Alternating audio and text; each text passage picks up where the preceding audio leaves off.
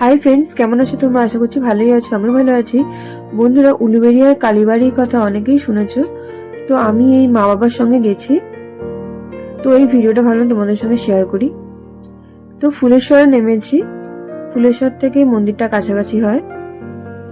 উলুবেড়িয়া নামলে কিন্তু অনেকটা দূরে যেতে হবে। তো ফুলেশ্বর থেকে 10 টাকা নিল টোটোতে। আমি, মা, বাবা তিনজনেই যাচ্ছি।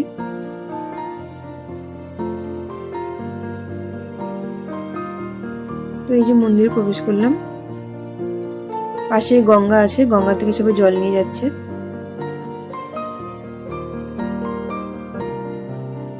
এইখানে জুতো রাখা যাবে। তো আমরা মন্দিরে পরে ঢুকবো, আগে গঙ্গাটা দেখে আসি। যে গঙ্গার পার।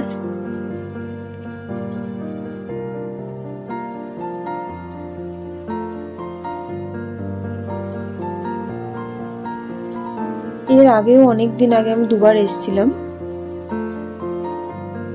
তো তখন ভিডিও করা হয়নি।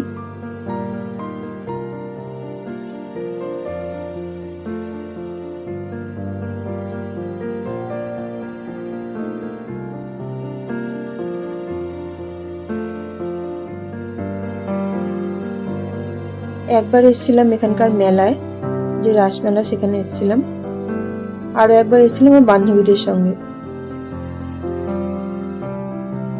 তখন মন্দিরটা এরকম ছিল না, এখন একদমই নতুন হয়েছে। যে নাট মন্দির, এখানে সম্ভবত দুর্গাপুজো হয়।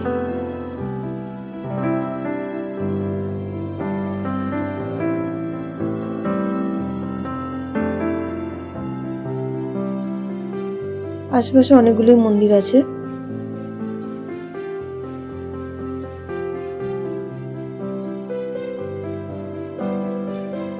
আমরা বিকেলের দিক করে এসেছিলাম।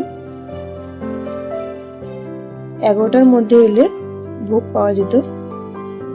বাইরে থেকে ডালাও কেনা যায়, আর ধূপ মোমবাতিও বাইরে কিনতে পাওয়া যায়। তবে এটা মন্দিরের ভেতরে জ্বালাতে দেয় না, বাইরে জ্বালাতে হয়। বন্ধুরা, যারা আমার চ্যানেলটা সাবস্ক্রাইব করেছে তাদের অনেক ধন্যবাদ, আর যারা এখনো করোনি প্লিজ আমার চ্যানেলটা সাবস্ক্রাইব করে দিও। পাশেই মন্দির। সেই মন্দিরগুলো তোমাদের ঘুরে দেখালাম।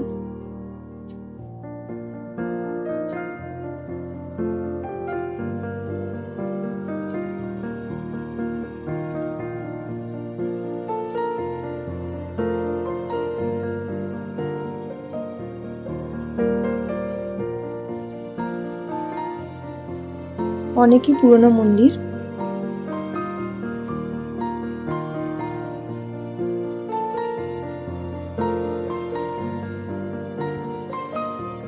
তো 12:30 থেকে 1টা পর্যন্ত ভোগ বিতরণ হয়।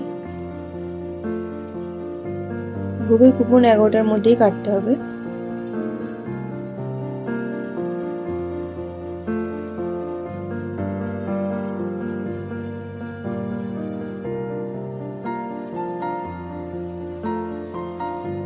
খুবই সুন্দর মন্দিরটা।